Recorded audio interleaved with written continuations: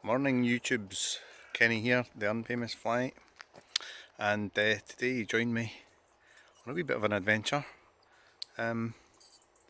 This is a wee venture back into my childhood, or at least as far as I remember. Come to a river that I'm pretty sure I fished once as a kid with my dad. Must have been in my teens. And the weather today's absolutely stinking over where I live.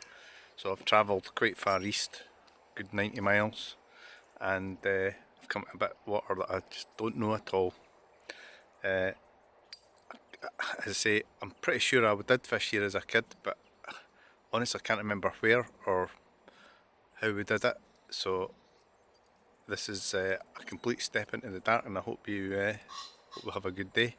So I'm here at the River Whitadder, which is, or spelt White Adder, but Whitadder's normally how it's said. And I'm over on the far east side of the borders, and just about to get my gear together, go try and find my way down to the river. So join me, and hopefully we'll have a good day. I'm just making my way down to the river now. So I'm not sure how we get in this side. I believe you can't fish off this side, so I have to cross over. But as it's been so dry recently, I don't imagine that'll be a problem getting over. It's not a huge river, and I like the small rivers. So see if we can get down. I think it's down here somewhere. Just staying to the edge of this field. Just watching some deer just before I switched the phone on. We're running away for the side of the river and across the field on my right. But they're out of sight already.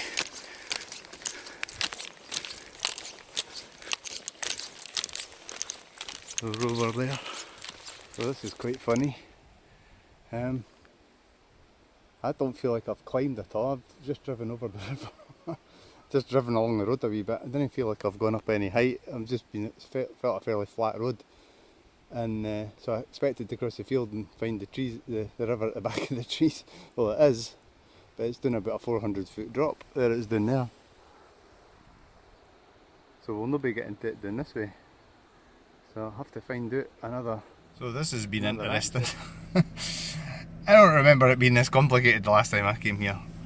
I remember it being quite close to the river, and I think I know where I was with my dad, if I mind right. But I decided to drive further down the river and try and access it from the other side, thinking, looking at the map, that it was just a walk across a field and maybe over a fence to get to the river, and then I would cross over and fish on the side that I'm allowed to fish on. But it turns out that there's a huge drop. I maybe said 400 feet, it's maybe not as high as that, but it's certainly a couple of 100 feet anyway.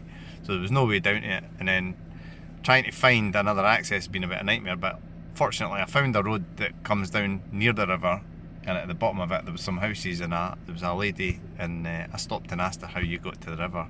And fortunately her husband was an angler, and he came out and he gave me some ideas, places to get in, and I had spotted one of them, and I just wasn't sure if it was a safe place to stop, but he told me you can. So I'm here now, got my gear, let's get down to the river and let's get fishing, because I've wasted an hour driving around in circles trying to find it. It's quite a hard river to access, so let's go.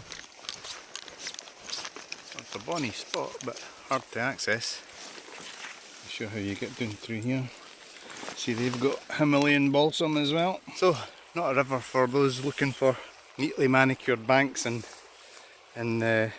clearly defined walkways. It's face-high nettles and other stingy things. But I've had a bit of a explore. I've not come that far really. It's a bit hard going, but it's not that far, and found a bit of water that I'm going to fish. So we'll give it a go here. It looks lovely, nice fast sort of paced water, and it's not that low. It's certainly higher than the rivers I've seen of late. So going to so that's my first wee fish through. Never had a touch, but not fully fished through. I've still got a wee bit of water to go, but I hit an area that I'm really expecting to get something there, to be honest, and I pretty well know for a fact there is fish under there because I've seen a couple of fish rise, and in fact one just rose just as I was walking back here to the side of the river. I'm just going to change my flies. I'm going to stick with the nymphs now, but there's definitely fish rising. It's just that where they are, which is under that tree, is not the easiest bit to get in. There's a back eddy and they seem to be in the back eddy, so it's going to be tricky to get in. I don't even want to go in and just disturb it just for the sake of it. So what I'm going to do is I'm going to carry on fishing as I am, change my flies, different patterns, maybe a bit smaller, and then see how things are. I'll maybe come back here and try a dry fly under that tree later on once I've re-rigged. But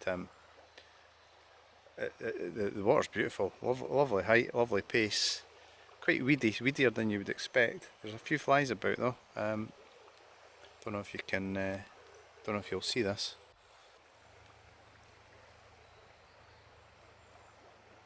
If you can see those flies there.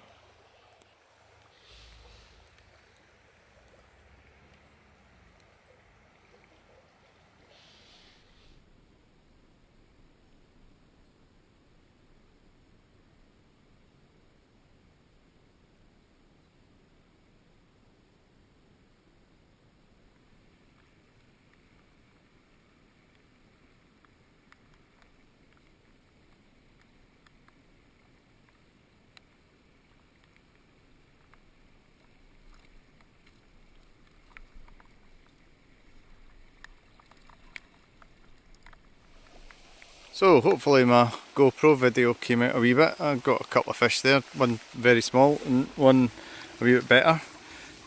Picking up in the really fast pocket water here, and on a wee black nymph. So I'm going to keep fishing this, but the rain's come on tipping now, as you can probably see. It's absolutely hammering down, but it's not cold, and got the jacket on, so just going to carry on fishing. I'll probably just video when the opportunity arises, because the rain, try to keep the rain off cameras, and that's a bit of a nightmare. So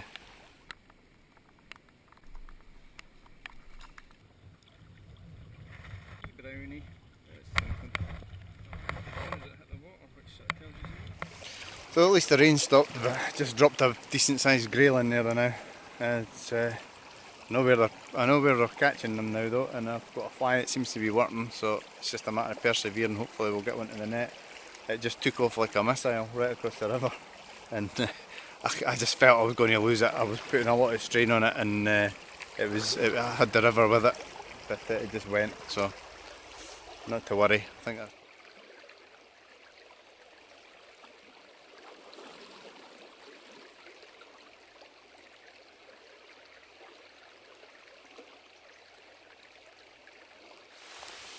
so I hope you can see it's dipping down at the moment.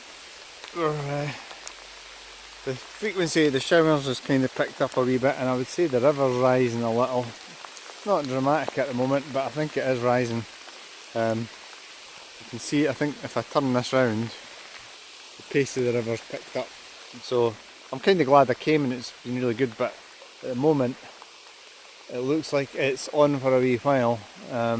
So I'm going to have a wee walk, try and get upstream a wee bit, and just see if there's any more to see. I just noticed when I was getting further up there how deep it was getting.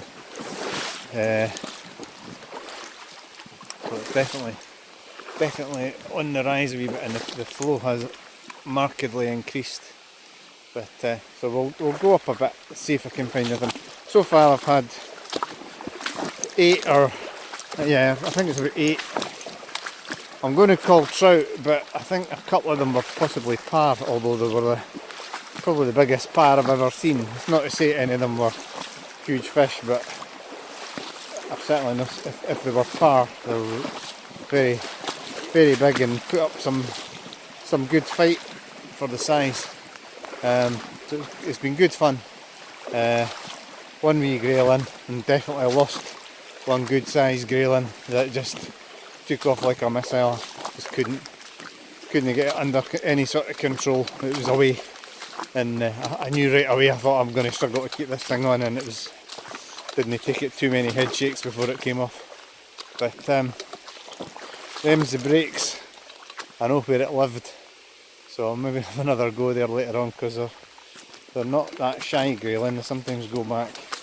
But I shall give it a go up here, or give it a walk anyway and have a look. I'll see if I can turn this camera around. Down now. It's actually thundery. Haven't heard any thunder, but if we had a few cracks it wouldn't surprise me. And I think you can see the pace of the water's definitely picked up from earlier.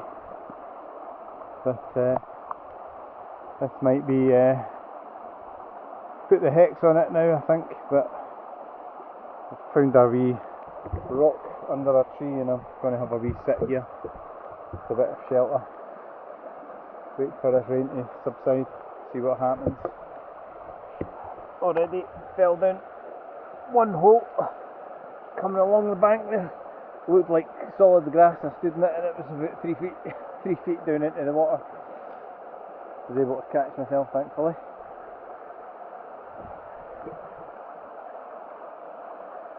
As you can, hopefully you can see there's rises going on in that pool.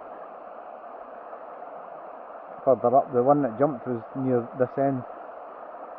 Just where you can see I'll see if I can point out to you. Where this line, this clear white line on the river is, it was just about the tip of my finger there was where the fish jumped. But there's certainly a few fish moving in there. That's not just rain splashes you're seeing. If I can get further up this bank, it's a wee bit, getting a bit steeper here. If I can get further up and get set up further up, I'll maybe give it a go. No sooner had I just hung the camera up, or the phone up, after talking to you there to start moving, the sun's came out. It's glorious. The lovely mist over the water. It's just lovely. This is what you get away from the house for. It's just amazing, beautiful conditions.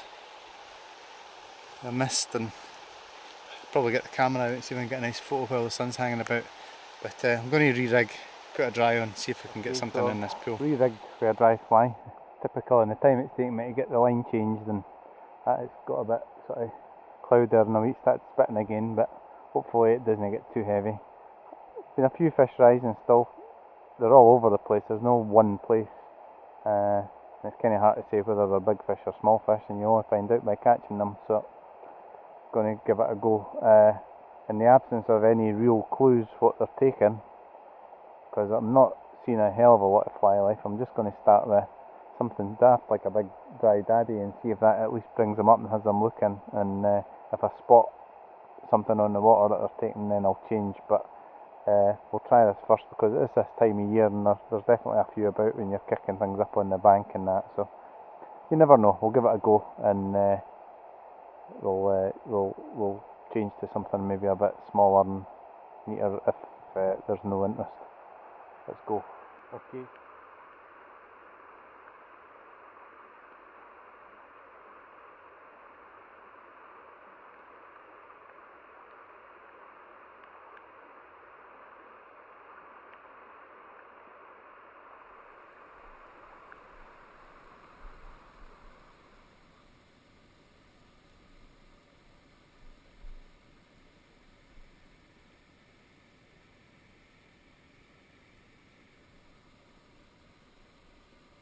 So, going on to a wee clink and dink method on this faster water here, and finally got a nice wee grayling.